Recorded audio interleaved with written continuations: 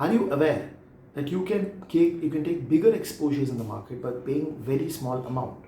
Hello friends, this is Ganesh Naik and I help finance professionals to enhance in their career and become a better version of themselves. Do a lot of trainings and development and mentoring, and I'm back with my capsule video on finance, and I'm going to talk about today margin trading, what exactly it is and how exactly it is done. Margin trade is basically a concept where an individual investor can take bigger exposure in a particular stock without even having the money to do it. That means he just have to pay a smaller amount and take a bigger exposure on that stock. Now that small amount is the margin that the trader is contributing. Now that margin amount can be paid in cash or security to the broker, and the rest of the money is basically funded by the broker.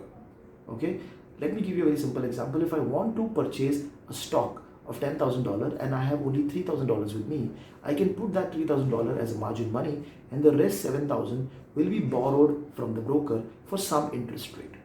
Okay, now I'll give you a very simple example again with explaining how the margin trading can increase your upside potential and can also increase your downside potential. Let us look at first scenario.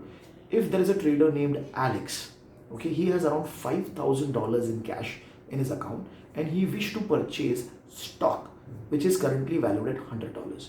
Now if he invests the entire $5,000 and purchase that stock, he will be able to purchase only $50. Let us assume that after 1 year that stock moves from $100 to $120. Now the entire value of the transaction is $6,000, and then in that transaction the trader Alex has made $1,000 profit. Okay, this is a normal scenario. Let me tell you that instead of this, in a second scenario, if Alex takes that initial $5,000 cash in his account and use that money as a margin money and borrow another $5,000 from the broker, now he has around $10,000, and out of that $10,000 he can purchase a stock which is currently valued at 100. Okay, and he can take 100 stocks instead of 50 stocks in the previous transaction. Now again over here, if the stock price moves from $100 to $120, then the entire value of the transaction is now $12,000. Now in this scenario, after paying back the $5,000 as the borrowed money from the broker and paying the small interest that might be applicable, the investor can still make a profit of $2,000 as a benefit from the transaction. But there is also a downside potential. If suppose instead of moving up, the price goes down. Instead of going from 100 to 120, if the price moves from 100 to 80, now in that case, the entire value of that 100 shares which has been taken from margin trading is now only 8,000.